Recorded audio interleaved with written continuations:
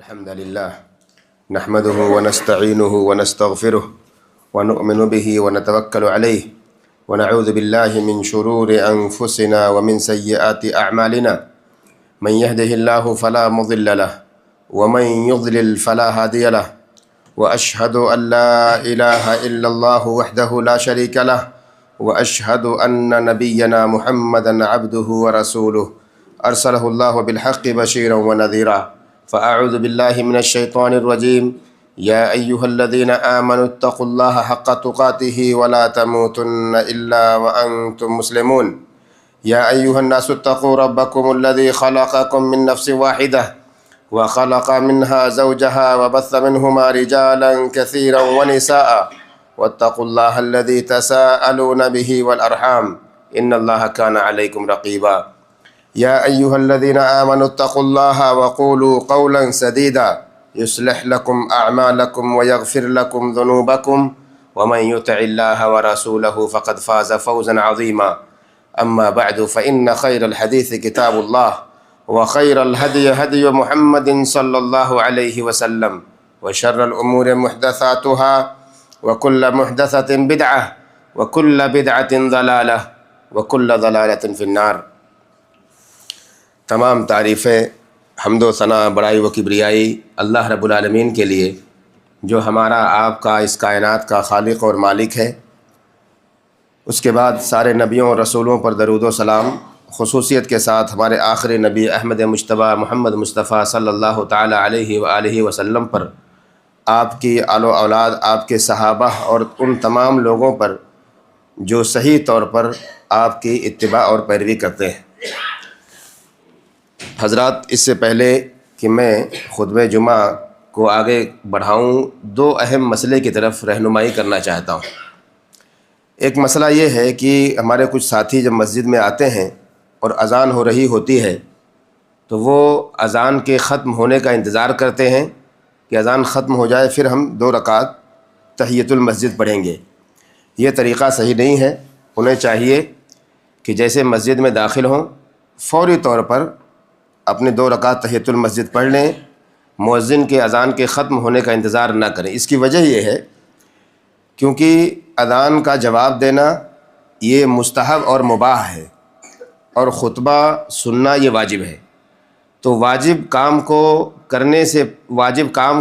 کرنے کے لیے مستحب کام کو ترک کیا جا سکتا ہے، اور ترک کرنا ہی بہتر ہے کہ آپ مستحب جو اور مباح جو ہے اس کو چھوڑ دیجئے، یعنی اذان کا جواب دینا، اور واجب میں فوراً شریک ہو جائیں تاکہ آپ کا جو وقت ہے وہ بچ جائے۔ دوسرا مسئلہ یہ ہے کہ آج چونکہ رمضان المبارک کا یہ آخری جمعہ ہے، اس کے حوالے سے ایک تصور ہمارے اور آپ کے یہاں پایا جاتا ہے، اور خاص طور سے واٹس ایپ چینلز اور گروپ میں یہ بات گردش کی جاتی ہے، پھیلائی جاتی ہے کہ الوداعی جمعہ ہے۔ الوداعی جمعہ کے نام پہ لوگوں کو اس کی طرف راغب کیا جاتا ہے اور بتایا جاتا ہے۔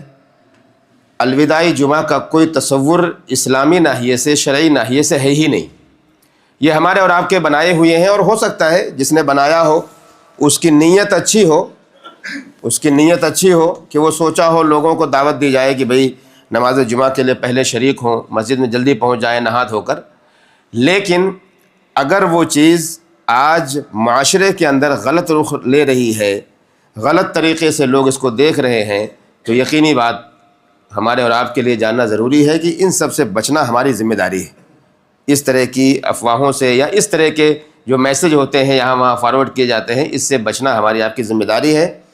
انسان کی زندگی کا ہر دن آخری دن ہوتا ہے، اور انسان کی ہر صبح اس کی نئی صبح ہوتی ہے، جس کے بارے میں اسے خود نہیں پتہ ہوتا ہے کہ میری زندگی آج کے دن مکمل ہوگی، آج کا دن ہمارا پورا ہوگا کہ نہیں ہوگا، یا آج کی رات ہمارے لیے مہیا ہوگی، میسر ہوگی کہ نہیں، ہمیں اس کے بارے میں نہیں پتہ ہے۔ بہرحال یہ 2 توجیہی باتیں تھیں جو میں نے آپ کے سامنے رکھنا مناسب سمجھا۔ یہ مہینہ تقریباً ختم ہو رہا ہے، چند گھنٹے اب بچے ہوئے ہیں ہمارے پاس۔ ابھی بھی ایک موقع اللہ رب العالمین نے ہمیں دیا ہے کہ ان چند گھنٹوں میں ان میں سے اپنے آپ کو لکھوا لیں اللہ کے یہاں کہ جنہیں اللہ رب العالمین نے جہنم سے آزاد کر دیا ہے، اور یہی ہمارے پورے رمضان کی کامیابی ہے۔ اگر ہم اس میں کامیاب ہو گئے کہ اللہ رب العالمین نے ہمارا نام ان لوگوں میں لکھ دیا کہ جنہیں جہنم سے اس نے آزاد کر دیا ہے، تو انشاءاللہ یہی ہماری کامیابی ہے۔ ہو سکتا ہے ہم میں بہت سارے لوگوں نے خوب عبادتیں کی ہوں، اور ہو سکتا ہے کہ ہم میں سے کچھ لوگوں نے کوئی عبادت کی ہی نہ ہو سرے سے، ہو سکتا ہے۔ یہ توفیق کی بات اللہ کی طرف سے۔ کچھ لوگوں نے بہت کیا ہوگا، کچھ لوگوں نے میڈیم طریقے سے کیا ہوگا، اور کچھ لوگوں نے کیا ہی نہیں ہوگا، ایسے ہی گزار دیے ہوں گے پورا مہینہ۔ بلکہ یوں کہا جائے جو حدیث میں ہے کہ من صام رمضان ایمانا واحتسابا غفر له ما تقدم من ذنبه ومن قام رمضان ایمانا واحتسابا غفر له ما تقدم من ذنبه، جس نے رمضان کے روزے رکھے، جس نے راتوں میں قیام کیا، کیا سمجھ کر؟ ایمان اور اجر کی نیت سے، تو اللہ رب العالمین اس کے پچھلے گناہوں کو معاف کر دیتا ہے۔ یہ حدیث آپ بار بار سنتے آئے ہیں۔ دو باتیں اس میں ہیں، اللہ کے فضل سے ہم سارے مسلمان ہیں، تو ایمان تو انشاءاللہ ہمارے سینے میں ہے ہی، تو سب ایمان کی حالت میں ہی روزہ رکھیں گے۔ اور دوسرا جو مسئلہ ہے وہ زیادہ امپورٹنٹ ہے سمجھنے کے لیے، اجر کی نیت۔ بہت سارے ہمارے بھائی یہ سمجھتے ہیں کہ میرے گھر والے روزہ رکھ رہے ہیں اس لیے میں بھی رکھ رہا ہوں۔ بہت سارے بھائی یہ سمجھتے ہیں کہ سب دنیا روزہ رکھ رہی ہے، کمپنی میں لوگ روزہ رکھ رہے ہیں اس لیے میں بھی رکھ رہا ہوں۔ بہت سارے بھائی سمجھتے ہیں کہ کہیں کھانے پینے کا انتظام نہیں ہوگا، ہوٹل بند ہے اس لیے روزہ رکھنا ضروری ہے، مجبوری ہے روزہ رکھنا۔ بہت سارے لوگ سمجھتے ہیں کہ میں گھر میں بھی بنا کے اپنے ڈیرے میں بنا کے نہیں کھا سکتا ہوں، ساتھی وہاں رہتے ہیں اس لیے میں روزہ رکھ لیتا ہوں۔ ایسے لوگ اجر سے محروم لوگ ہیں، ایسے لوگوں کو اجر نہیں ملنے والا۔ اس لیے ضروری ہے کہ جہاں ایمان ہو وہیں پر اجر کی نیت بھی ہو۔ یہ دونوں چیزیں جب جمع ہوں گی تو اللہ رب العالمین ہمیں اور آپ کو اجر کے طور پہ، ثواب کے طور پہ عطا کرے گا کہ ہمارے پچھلے گناہوں کو معاف کر دے گا۔ سارے گناہ سے انشاءاللہ ہم اور آپ پاک اور صاف ہو جائیں گے۔ ایک چیز۔ دوسری بات اس میں یہ ہے، بہت سارے علماء اس کے حوالے سے یہ بات بیان کرتے ہیں کہ کیا جو گناہ معاف ہوتے ہیں وہ چھوٹے اور بڑے دونوں گناہ معاف ہوتے ہیں؟ کچھ صغیرہ گناہ ہیں، چھوٹے گناہ ہیں، اور کچھ بڑے گناہ ہیں۔ کیا بڑے گناہ بھی معاف ہو جاتے ہیں؟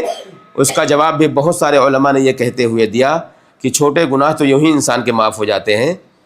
ہم اور آپ جب وضو کرتے ہیں اور پورا ہاتھ پیر منہ چہرہ دھوتے ہیں تو اللہ رب العالمین ان ہاتھوں سے، آنکھوں سے، زبان سے کیے ہوئے گناہوں کو ایسے مٹا دیتا ہے۔ اسی لیے بہت سارے علماء نے کہا کہ جب اس طرح کی باتیں کہیں بھی آئیں کہ گناہ کو اللہ معاف کر دیتا ہے تو اس سے مراد یہ سارے صغیرہ گناہ جو ہم اور آپ کرتے ہیں سب معاف ہو جاتے ہیں، اور جو بڑے گناہ ہیں اس کے لیے توبہ کی شرط لگائی ہے۔ ماں باپ کا نافرمان کبھی بھی وضو کرنے سے اس کے گناہ معاف نہیں ہوں گے۔ شرک کرنے والا، چوری کرنے والا، وہ یہ سوچے کہ میں نماز پڑھ لوں گا، روزہ رکھ لوں گا، میرے گناہ ایسے معاف ہو جائیں گے، وضو کر لوں گا معاف ہو جائیں گے۔ علماء کہتے ہیں نہیں، جو کبیرہ گناہ ہیں ان کے لیے توبہ کرنا ضروری ہے۔ اور وہیں پر کچھ ایسے علماء بھی ہیں جو کہتے ہیں نہیں، یہ کہہ دینا کہ چھوٹا اور بڑے کو فرق کرنا یہ ظلم ہوگا، یہ صحیح نہیں ہے۔ اللہ معاف کرنے والا ہے، جو چاہے گا معاف کر دے گا۔ لیکن کم سے کم ہمارے لیے سمجھنے کے لیے یہ ہے کہ چھوٹے اور بڑے گناہ کا فرق ہمیں کرنا چاہیے، تاکہ ہمیں پتہ ہو کہ ہم چھوٹے گناہ جو معمولی اور ہلکا سمجھ کے کرتے ہیں یا ہلکے گناہ ہوتے ہیں وہ تو بہت ہی معمولی سے ہوتے ہیں، لیکن جو بڑے گناہ ہوتے ہیں، جو نظر آتا ہے انسان کو کہ یہ میں نے جرم کیا ہے، وہاں پر اللہ کے سامنے خود کو پیش کرے، اللہ کے سامنے خود کو حاضر کرے اور یہ اقرار کرے اس بات کا کہ میں نے گناہ کیا ہے، تاکہ گناہ کے عظیم ہونے کا پتہ بھی ہمیں چلے اور اللہ رب العالمین کے معاف کرنے کا اندازہ بھی ہمیں ہو کہ معافی دینے والا تو وہی ہے۔ ایسے نہیں کہ ہم نے ہل چلتے پھرتے چھوٹے سے گناہ کر لیے، ہمارے گناہ معاف ہو گئے، ایسے ضروری نہیں ہے کہ شرک بھی ایسے ہی معاف ہو جائے، بدعت بھی ایسے ہی معاف ہو جائے، ماں باپ کا نافرمان بھی ایسے معافی پا جائے۔ اس لیے جب بڑے گناہ انسان سے ہوں تو انسان کو چاہیے کہ اپنے آپ کو اللہ کے سامنے پیش کرے کہ اللہ مجھ سے گناہ ہو گیا ہے، مجھ سے بڑے گناہ ہو گئے ہیں، مجھے تو معاف کر دے، تو اللہ رب العالمین ضرور بضرور اس کے گناہ کو معاف کرے گا۔ تو یہ مہینہ دھیرے دھیرے رخصت ہو رہا ہے، چند گھڑیاں بچی ہوئی ہیں۔ آنے والا دن ہو سکتا ہے آخری روزہ ہمارے لیے ہو۔ اس کے بعد ایک مسئلہ ہمارے لیے ہوگا جو کہ زکوٰۃ فطر کے نام سے ہم اور آپ جانتے ہیں، اس مسئلے کی وضاحت، اور پھر اس کے بعد فوری طور پہ ایک مسئلہ یہ ہوگا کہ نماز عید کی ادائیگی۔ اس سے متعلق چند ایک باتیں آج کے اس خطبہ جمعہ میں انشاءاللہ میں آپ کے سامنے رکھوں گا۔ صدقۃ الفطر یا زکوٰۃ فطر ایک ہی معنی میں ہے، یا فطرانہ ہمارے یہاں کہا جاتا ہے۔ فطرانہ یہ دراصل ایک ایسا واجب ہے ایک ایمان والے پر، ایک مسلمان پر، کہ جس کو ادا کرنا ضروری ہے، اور اگر کوئی ادا نہیں کرے گا تو گنہگار ہوگا۔ زکوٰۃ اس کو اس لیے کہا گیا کیونکہ یہ واجب ہے، جس طرح زکوٰۃ واجب ہے اس طرح سے یہ بھی واجب ہے، اس لیے فطر کی طرف زکوٰۃ کی نسبت کی گئی ہے۔ تو فطر کا مطلب ہوتا ہے توڑنا۔ ہم اور آپ جب روزے سے فارغ ہو جائیں گے تو جو ہمارے روزے ٹوٹ جائیں گے، ختم ہو جائیں گے، تو اب ہمیں اس کا زکوٰۃ دینی ہے، وہ زکوٰۃ فطر جسے فطرانہ کہتے ہیں، وہ ادا کرنا ہے۔ یہ ہوتا کیوں ہے؟ اس کی مشروعیت کی حکمت کیا ہے؟ کیوں ہمارے اوپر اسے واجب کیا گیا؟ اس کے بارے میں اللہ کے نبی محمد الرسول اللہ صلی اللہ علیہ وسلم کی حدیث آتی ہے۔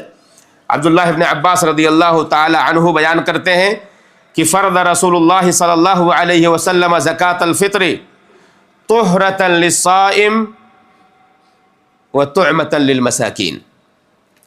اللہ کے نبی محمد الرسول اللہ صلی اللہ علیہ وسلم نے فطرانے کو فرض اس لیے کیا ہے تاکہ جو روزے دار تھے ان کو پاک کیا جا سکے۔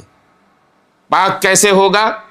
کہا طہرۃ للصائم من اللغو والرفث، جو لغو باتیں، جو کچھ گناہ اسے سرزد ہوئے تھے دوران صیام روزے کی حالت میں، اس سے پاک کرنے کے لیے یہ فطرانہ دینا ہوتا ہے ہمیں اور آپ کو۔ ہم میں سے کوئی یہ نہیں کہہ سکتا کہ میرا روزہ 100% بڑے اچھے سے گیا ہے۔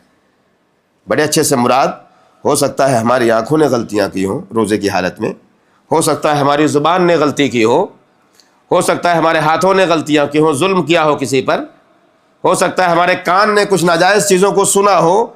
انہی ساری چیزوں سے ہمارے روزوں کو پاک کرنے کے لیے اللہ کے نبی محمد الرسول اللہ صلی اللہ علیہ وسلم نے ہمارے اوپر فطرانے کو واجب کیا ہے۔ ایک وجہ یہ۔ دوسری وجہ کہا وَطُعْمَةً لِّلْمَسَاكِينَ، جو مسکین ہیں، جو فقیر ہیں، محتاج ہیں، ان کے کھانے کا انتظام کیا گیا ہے۔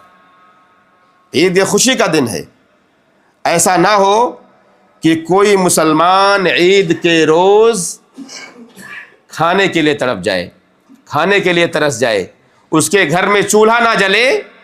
اس سے بچانے کے لیے بھی صدقۃ الفطر کو واجب کیا گیا تاکہ مسکینوں اور فقیروں کے گھروں کو کھانے سے آباد کیا جائے، ان کو بھی پتہ چلے کہ آج یہ عید ہے جس کے اندر سارے مسلمان شریک ہوتے ہیں، ہم بھی اس خوشی میں شریک ہوں، ان کو شریک کیا جائے۔ اس لیے ہمارے اور آپ کے اوپر صدقۃ الفطر کو واجب کر دیا گیا۔ آگے حدیث میں آتا ہے من اداہا قبل الصلاۃ فہی زکوٰۃ مقبولہ، جس نے نماز عید سے پہلے اسے ادا کر دیا اس کی وہ زکوٰۃ قبول ہو گئی، اور جس نے نماز عید کے بعد ادا کیا تو اس کا عام صدقہ شمار ہوگا، وہ واجب گویا کہ اس نے ادا نہیں کیا نماز کی۔ اس لیے یہ پوائنٹ ضروری ہے سمجھنا۔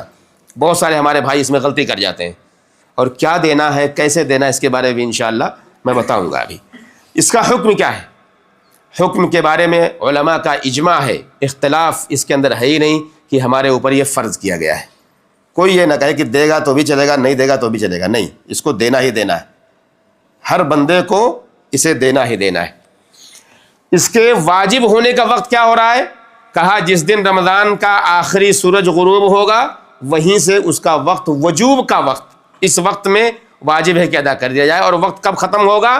نماز عید سے پہلے، نماز عید سے پہلے تک یہ وقت ہوتا ہے، اس کو آپ اس درمیان آپ ادا کر دیجیے۔ البتہ ایک وقت ہے جائز ہونا۔ جائز کا وقت کون سا ہے؟ تو جائز کا وقت یہ ہے کہ آپ 1 یا 2 دن پہلے بھی آپ نکال سکتے ہیں فطرانہ اپنا۔ جیسے کہ اگر آج کا دن، کل کا دن، کل اگر چاند نظر آتا ہے تو ہمیں نہیں معلوم کہ نظر آئے گا کہ نہیں ابھی، لیکن 1-2 دن پہلے بھی اگر دینا چاہیں تو دے سکتے ہیں۔ اور عام طور پر ہوتا یہی ہے کہ ہو سکتا ہے کہ آپ کو اس دن جس دن چاند نظر آ رہا آپ کے پاس مصروفیت ہو، آپ کے پاس اور دوسرے کام ہو سکتا ہے کہ آپ ڈھونڈنے جائیں کسی مسکین کو دینے کے لیے، آپ کو ملے ہی نہ، تو اس لیے 1-2 دن پہلے بھی دیا جا سکتا ہے، کسی مسکین کو اس کے حوالے کیا جا سکتا ہے۔ اچھا، کس کے اوپر واجب ہوگا؟ سوال یہ ہے کہ کس کے اوپر واجب ہوگا۔ اس میں علماء 2 طرح کی بات کرتے ہیں، کہتے ہیں کہ جس طرح زکوٰۃ جن کے اوپر واجب ہے، یعنی جن کو دیا جا سکتا ہے، جن کو دینے کی بات ہے، جن کو دیا جا سکتا ہے ان کو صدقہ فطر بھی دے سکتے ہیں، لیکن اس میں راجح اور صحیح بات یہ ہے کہ یہ دراصل حق ہے مسکینوں کا اور محتاجوں کا، جس کے بارے میں نے ابھی حدیث میں بیان کیا کہ یہ کھانے کا دراصل انتظام ہے، کہ جس کے پاس کھانے کے لیے کچھ نہ ہو ان کے کھانے کا انتظام ہے، اس لیے ان کو ہی دینا یہ بہتر ہے۔ ہم میں سے کس کے اوپر واجب ہوگا؟ ظاہر ہے وہ مسلمان ہوگا، اسی کے اوپر واجب ہوگا، کافر کے اوپر تو واجب نہیں ہے۔ اور صحیح اور سالم ہوگا، صحیح سالم سے مراد یہ ہے کہ وہ مجنون نہ ہو، روزہ رکھے یا نہ رکھے، چاہے بیمار رہتا ہو، بیماری کی حالت میں بھی اس کو دینا پڑے گا۔ بچہ ہو چاہے بوڑھا ہو، مرد ہو یا عورت ہو، غلام ہو یا آزاد ہو، سب کو زکوٰۃ فطر دینا ہے۔ یہاں تک کہ علماء نے کہا کہ کسی کی عقل اگر نہیں بھی ہے، وہ مجنون ہے، تو بھی اسے زکوٰۃ فطر دینا ہے۔ حدیث میں آتا ہے، اللہ کے نبی محمد الرسول اللہ صلی اللہ علیہ وسلم بیان کرتے ہیں، فرض رسول اللہ صلی اللہ علیہ وسلم زکوٰۃ الفطر صاع من تمر او صاع من شعیر، کہ اللہ کے نبی صلی اللہ علیہ وسلم نے 1 صاع متعین کیا ہے شعیر میں سے یا کھجور میں سے، کھجور کا 1 صاع اور جو کا 1 صاع زکوٰۃ فطر کے طور پہ متعین کیا ہے، کہ اس پر علی العبد والحر، چاہے وہ غلام ہو، چاہے وہ آزاد ہو جیسے کہ ہم اور آپ ہیں، چاہے وہ مرد ہو یا عورت ہو، چاہے وہ صغیر ہو یا کبیر ہو، چھوٹا ہو یا بڑا ہو، ہر ایک کے اوپر اسے واجب کیا ہے۔ صاع کیا ہوتا ہے؟ صاع یہ اللہ کے نبی محمد الرسول اللہ صلی اللہ علیہ وسلم کے زمانے میں ایک پیمانہ تھا، جس کے اندر اسے تولا جاتا تھا، اس میں رکھ کر کے اسے تولا جاتا تھا، کہ ایک پیمانہ ہے کہ اس کے اندر رکھ کے اسے معلوم ہوتا تھا کہ بھائی اتنا دینا ہے ہمیں اور آپ کو۔ اور یہ آپ آج گوگل کے وقت میں ماشاءاللہ آپ اس کو سرچ کیجئے کہ صاع النبی صلی اللہ علیہ وسلم، آپ کے سامنے آ جائے گا مکمل، اس کی صورت آپ کو نظر آ جائے گی کہ صورت کیا ہوتی تھی۔ ایک پیمانہ، ایک آلہ ہے، ہم گاؤں دیہات میں آج بھی موجود ہوگا وہ اس طرح کی چیزیں، بہرحال اس میں غلے کو رکھ کر کے پھر اس کے بعد اس کو لوگوں کو دیا کرتے تھے۔ وہ عام طور پر اس کا وزن کتنا ہوتا ہے؟ 3 کلو سے کچھ کم اس کا وزن ہوتا ہے۔ بہت سارے لوگ 2.5 کلو پر کہتے ہیں کہ 2.5 کلو ہی دینا چاہیے، ان کو چاہیے کہ 2.5 کلو سے زیادہ دیں، 3 کلو سے کچھ کم دیں، یہی زیادہ مناسب ہے جو اللہ کے نبی محمد الرسول اللہ صلی اللہ علیہ وسلم کا صاع جو تھا اس کا وزن ہے۔ اس میں ایک مسئلہ یہ ہے کہ کن چیزوں کو نکالا جائے گا جو ہم اور آپ دیں گے اپنا زکوٰۃ الفطر، کن چیزوں میں دیں گے؟ حدیث دو روایتیں آئی ہیں اس کے حوالے سے۔ ایک روایت میں نے ابھی بیان کی، صاع من تمر او صاع من شعیر، یا تو کھجور کا 1 صاع یا پھر جو کا 1 صاع، ایک حدیث یہ ہو گئی۔ دوسری حدیث ہے جو ابو سعید خدری رضی اللہ تعالیٰ عنہ کی یہ بیان کرتے ہیں کہ کان طعامنا الشعیر والزبیب والعقط والتمر۔ ابو سعید خدری کی لمبی روایت ہے، اس میں انہوں نے کہا کہ ہمارا جو کھانا تھا نبی صلی اللہ علیہ وسلم کے زمانے میں، وہ کھانا کیا تھا؟ کہا جو ہم کھاتے تھے، ہم زبیب کھاتے تھے منقع، جو کشمش جسے ہم کہتے ہیں، العقط پنیر جو عام طور پر آج بھی دستیاب ہے، اور چوتھی چیز کہا تمر جو کھجور ہے۔ تو اللہ کے نبی صلی اللہ علیہ وسلم کے زمانے میں یہ چیزیں پائی جاتی تھیں، ان چیزوں سے وہ زکوٰۃ فطر نکالتے تھے۔ کتنا؟ 1 صاع، تقریباً 3 کلو کے آس پاس، 2.25 یا 3 کلو کے آس پاس۔ آج کے زمانے میں ہمارا اور آپ کا کھانا کیا ہے؟ نارمل کھانا، عام طور پر لوگوں کا کھانا چاول ہے، عام طور پر لوگوں کا کھانا کیا ہے؟ چاول ہے۔ اس لیے وہ چاول ہم اور آپ جو کھاتے ہیں، وہ چاول زکوٰۃ فطر کے طور پہ ہم نکال کے کسی مسکین یا غریب کو دے سکتے ہیں۔ اگر جہاں زیادہ تر گیہوں کھایا جاتا ہے، آٹا لوگ کھاتے ہیں، روٹی کھاتے ہیں زیادہ تر، تو اس کا اعتبار کرتے ہوئے وہ بالکل گیہوں نکال کر کے 3 پونے 3 کلو تک وہ دے سکتے ہیں، یہ بھی جائز ہے۔ جہاں زیادہ جو چیزیں کھائی جاتی ہوں ان سارے کھانے والی چیزوں کو آپ زکوٰۃ کے طور پر، زکوٰۃ الفطر کے طور پر نکال کے دے سکتے ہیں۔ کسی کے ہاں اگر کاجو اور بادام کھائے جاتے ہوں تو وہ بھی اس کے اندر نکال کر اتنے کلو دے سکتے، جہاں بھی جس طرح سے کھایا جاتا ہو، جو عام طور پر عرف عام میں معروف ہو کہ یہ کھانا ہمارے یہاں کھانے کے طور پر استعمال ہوتا ہے۔ یا ایسا نہیں کہ چلو کچھ چیزیں ہوتی ہیں جو اسٹارٹر کے طور پہ استعمال ہوتے ہیں، وہ کھانا نہیں ہوتا ہے، وہ تھوڑا سا آدمی ذوق کے طور پہ چکھتا ہے اسے، لیکن جو اصل کھانا ہے جو پیٹ بھرنے کے لیے، اس کا اندازہ ہم سب کو اس کے اندر ہے۔ ایک بات یہ کہ اخراج یعنی کب نکالا جائے اسے، میں نے بتایا کہ نماز عید سے پہلے تک نکالنا ہمارے اور آپ کے لیے ضروری ہے۔ نماز عید کے بعد اگر آپ دیں گے تو یقیناً وہ صدقہ ہو جائے گا، عام صدقہ ہو جائے گا، وہ زکوٰۃ فطر کی ادائیگی نہیں ہوگی۔ لیکن ایک سوال یہ کہ کیا اگر کوئی آدمی بعد میں نکال ہی دے، غلطی ہو گئی، اسے بھول گیا یا نہیں یاد رہا، نہیں مل سکا کوئی، تو کیا اس کے اوپر کوئی کفارہ لازم آئے گا؟ علماء نے ذکر کیا ہے ایسے کہ آدمی کے اوپر کوئی کفارہ نہیں ہے کسی بھی طرح کا، جبکہ بہت سارے لوگ اس میں ہمارے اور آپ کے درمیان اس کو عام کرتے ہیں کہ نہیں، اگر آپ نہیں دیں گے تو کفارہ دینا پڑے گا۔ کوئی کفارہ نہیں اس کے اندر، لیکن ہمیں چاہیے کہ ہم اسے دیں اور نماز عید مصلی سے پہنچنے سے پہلے دیں، تاکہ لوگوں کے گھروں میں چولہے جل سکیں۔ جیسا کہ میں نے کہا خصوصی طور پر ہمارے روزے جس کے اندر کچھ غلطیاں ہم سے ہوئی ہوں، وہ ہمارے روزے پاک اور صاف ہو سکیں، اس کے اندر کوئی غلطی جو ہم سے سرزد ہوئی ہے وہ ٹھیک ٹھاک ہو جائے انشاءاللہ اللہ کی نظر میں۔ میں نے کہا کہ مسکینوں کو دیا جائے اور فقیروں کو دیا جائے، اس کے بارے میں زور دیا ہے شیخ الاسلام ابن تیمیہ رحمہ اللہ نے، کہا طعمۃ للصائم، طعمۃ للمساکین، مسکینوں کے لیے چونکہ یہ کھانا ہے اس لیے انہی کو دینا یہ اولا اور افضل ہے کہ آدمی اس کا خاص اہتمام کرے۔ بہت سارے ہمارے بھائی اس میں غلطی یہ کرتے ہیں کہ پیسے کی شکل میں لوگوں کو دیتے ہیں، پیسے کی شکل میں 1 دینار عام طور پر متعین کیا جاتا ہے، 1 دینار پیسے کی شکل میں آپ دیتے ہیں۔ یا ہمارے ہاں ہندوستان، پاکستان، بنگلہ دیش وغیرہ میں ہوتا ہے کہ روپے کی شکل میں لوگ دیتے ہیں، 100، 200، 500، جس اعتبار سے کھانا ہم کھاتے ہیں اس کا حساب کر کے پیسے کی شکل میں دیتے ہیں۔ معاف کیجئے گا، پیسے کی شکل میں دینا یہ بالکل صحیح نہیں ہے، اس لیے اس سے بچنا بہت ضروری ہے۔ یہ غلہ آپ کو دینا ہے۔ ہاں، آپ کسی کو وکیل بنا سکتے ہیں، وکیل سے مراد یہ ہے کہ آپ کی پہنچ وہاں تک نہیں ہے کہ آپ خریدیں اور خریدنے کے بعد کسی مسکین تک پہنچائیں، اور یہ پریشانی یہاں پر زیادہ ہمیں اور آپ کو پیش آ سکتی ہے، یہاں پر زیادہ پیش آئے گی کہ ہم مسکین کہاں تلاش کریں، کہاں لے کے جائیں۔ تو اس کے لیے توکیل جائز ہے، کسی کو وکیل بنا دیں اور وکیل بنائیں ایسے لوگوں کو کہ جن کے بارے میں ہمیں پتا ہو کہ یہ غلہ لے کر ہی مسکینوں تک پہنچائے گا۔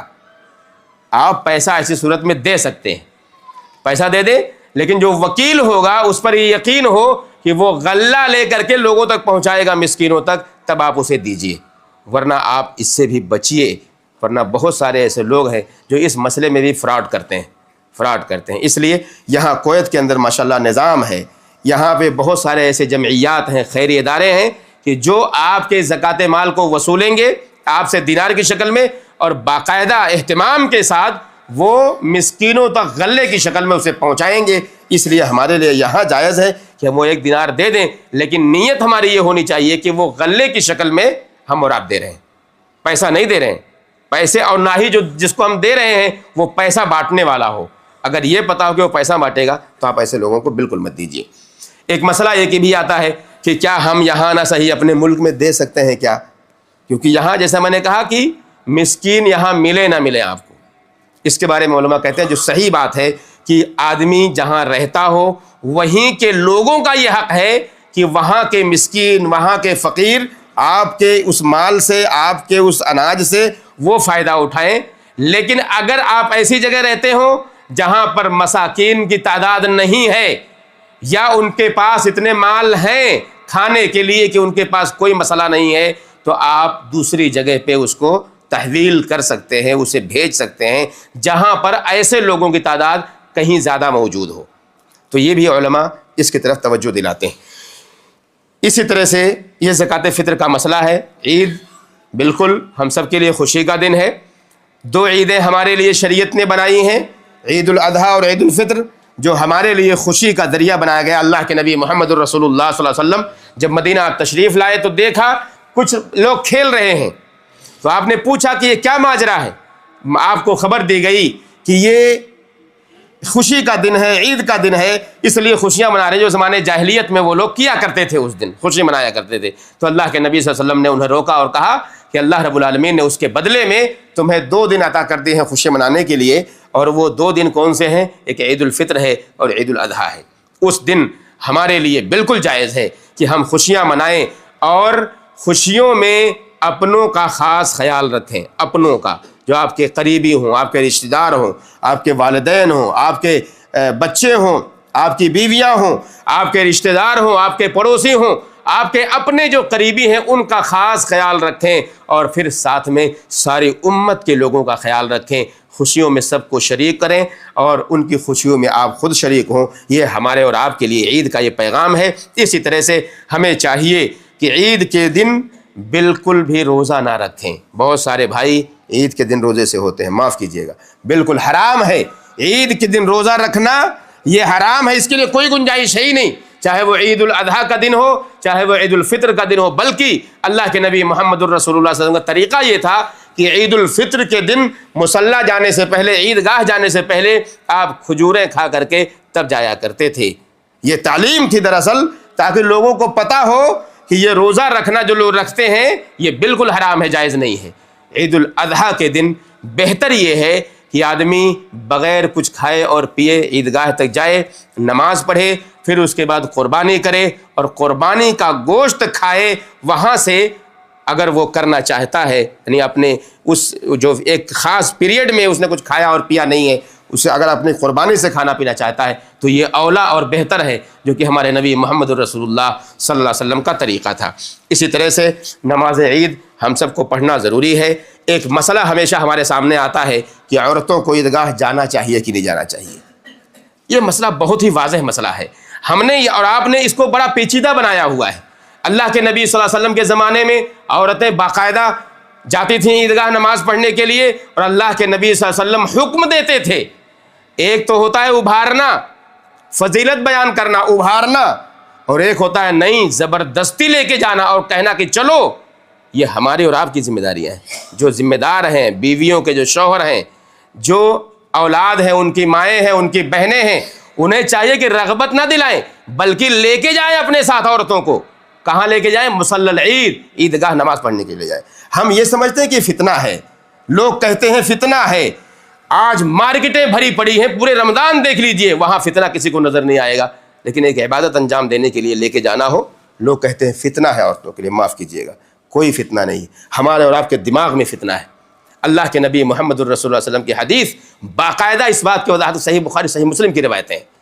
ایسا بھی نہیں تو ہم یہ مان لیں کہ کوئی کمزور درجے کی روایتیں, نہیں, صاف اور صریح روایتیں ہیں کہ جو بھی دوشیزائیں ہیں, جو بھی بالغ ہیں, ان کو لے جایا جائے عیدگاہ تک. یہاں تک آیا کہ جو عورتیں اپنی ماہواری میں ہوں, حیض کی حالت میں ہوں, انہیں بھی چاہیے کہ وہ جائیں اور ایمان والوں کے ساتھ دعا میں شریک ہوں, خیر میں شریک ہوں, لیکن وہ نماز کے وقت میں وہاں سے الگ ہو جائے.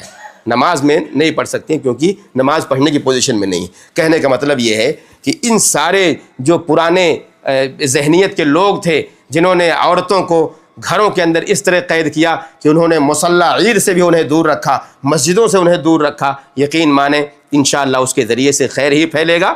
کچھ تعلیم لیں گی, دین کی باتیں سنیں گی, اس کے ذریعے سے آپ کے بچوں کی تربیت ہوگی, ان کے ایمان میں تازگی آئے گی. اس لیے انہیں لے کے جائیں عیدگاہ خصوصی طور پر اپنے ساتھ. اور تیسری چوتھی باتیں, کچھ باتیں ہیں, ہمیں اور آپ کو چاہیے کہ عید کے روز غسل کر کے جایا کریں.